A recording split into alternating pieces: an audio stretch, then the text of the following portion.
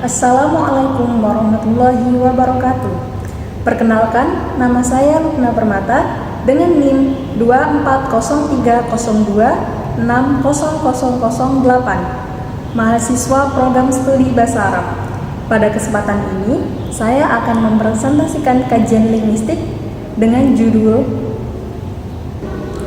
Prinsip Kerjasama GRACE dalam Komunikasi Bahasa Arab, Analisis Pragmatik pada Percakapan di Media Sosial. Mengapa topik ini penting? Komunikasi bukan sekedar menyampaikan kata-kata. Di balik setiap percakapan ada prinsip tersembunyi yang mengatur bagaimana manusia bertukar makna secara efektif dan kooperatif. Dalam konteks bahasa Arab, sebagai bahasa Al-Quran sekaligus bahasa komunikasi global, pemahaman atas prinsip pragmatik ini sangat relevan, terutama di era media sosial yang penuh dengan percakapan informal. Tujuan pembahasan hari ini adalah yang pertama, menjelaskan teori prinsip kerjasama GRACE. Kedua, menganalisis penerapan dan pelanggaran maksim pada percakapan bahasa Arab nyata. Dan yang terakhir, merumuskan implikasi linguistik dari temuan tersebut. Apa itu pragmatik? Pragmatik adalah cabang linguistik yang mempelajari makna bahasa dalam konteks penggunaan nyata, bukan hanya struktur kalimat, tetapi apa yang dimaksud penutur di balik kata-katanya. Pragmatik menjawab pertanyaan bagaimana kita memahami lebih dari yang sekadar diucapkan. Dalam kajian pragmatik, salah satu teori yang paling fundamental adalah prinsip kerjasama yang dirumuskan oleh filsuf bahasa Paul Grice pada tahun 1975 dalam karyanya yang berpengaruh, Logic and Conversation. Grice berpendapat bahwa setiap percakapan yang efektif didasari oleh suatu asumsi dasar, penutur, dan mitra tutur yang akan bekerja sama untuk mencapai tujuan komunikasi. Ia merumuskan prinsip ini melalui 4 aturan yang ia sebut sebagai maksim percakapan. Yang pertama ada maksim kuantitas. Maksim kuantitas adalah memberikan informasi secukupnya, tidak kurang, tidak berlebihan, dan yang dibutuhkan percakapan saat itu. Yang kedua ada maksim kualitas. Maksim kualitas adalah bisa dikatakan hanya hal yang Anda yakini kebenarannya. Jangan berbohong atau membuat klaim tanpa bukti. Yang ketiga ada maksim relevansi. Maksim relevansi, pastikan kontribusi Anda relevan dengan topik percakapan yang sedang berlangsung. Selanjutnya yang terakhir ada maksim cara. Penyampaian pesan secara jelas, ringkas, teratur, dan menghindari ambiguitas atau ketidakjelasan. Hal yang menarik dari teori GRACE adalah pelanggaran terhadap maksim yang tidak selalu bermakna negatif. Ketika penutur sengaja melanggar sebuah maksim, maka hal itu memunculkan implikatur percakapan makna yang tersirat, namun dapat dipahami oleh mitra tutur melalui konteks sosial dan kultural. Dalam bahasa Arab, konteks budaya seperti ta'zim, pengagungan, tawazu, kerendahan hati, dan norma sosial kesopanan yang biasa disebut dengan adab, seringkali mendorong penutur untuk melanggar maksim secara strategis demi menjaga harmoni komunikasi.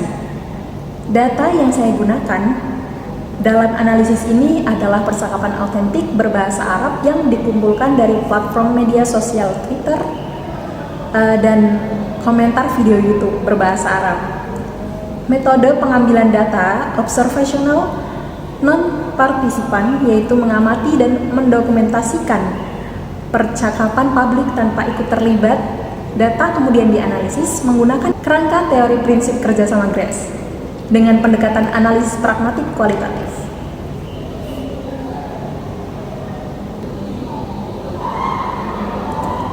Berikut saya paparkan 3 data utama beserta analisisnya. Data yang pertama ada pelanggaran maksim kuantitas. Konteksnya, komentar video wisata YouTube, seseorang bertanya arah kepada warga lokal Arab. Penutur A sebagai penanya, Ainal Masjidil Kabir, min huna, di mana masjid besar dari sini? Penutur B, warga lokal, menjawab, Al-Masjid Jamil Jiddan ya akhi, Bana Qadim. Masjid itu sangat indah, hai saudaraku. Bangunannya kuno dari era Utsmani, ada perpustakaan besar. Analisisnya, B melanggar maksimum kuantitas, info berlebih. Namun, ini cerminan nilai dari keramahan Arab, bukan kesalahan komunikasi, melainkan strategi budaya. Selanjutnya, ada analisis data kedua, yakni pelanggaran maksim relevansi, implikatur. Konteksnya, percakapan Twitter antara dua teman tentang undangan makan malam. Penutur A, hal sata'ti ila insya ilaih? Apakah kamu akan datang ke makan malam ini? Penutur B, indi imtihan gadan bakiron. Aku ada ujian besok pagi. Implikator B menolak secara halus tanpa mengucapkan tidak. Analisisnya, B melanggar maksim relevansi, namun A memahami implikator. Alasan ujian sama dengan penolakan tersirat. Dalam budaya Arab, penolakan langsung dianggap kurang sopan. Strategi face saving Brown and Levinson pada tahun 1987. Selanjutnya, analisis data pemenuhan semua maksim konteks akademik. Diskusi akademik di grup WhatsApp mahasiswa berbahasa Arab. Penutur A bertanya, "Mal farqu baina ilmu dalal wa tadawul?"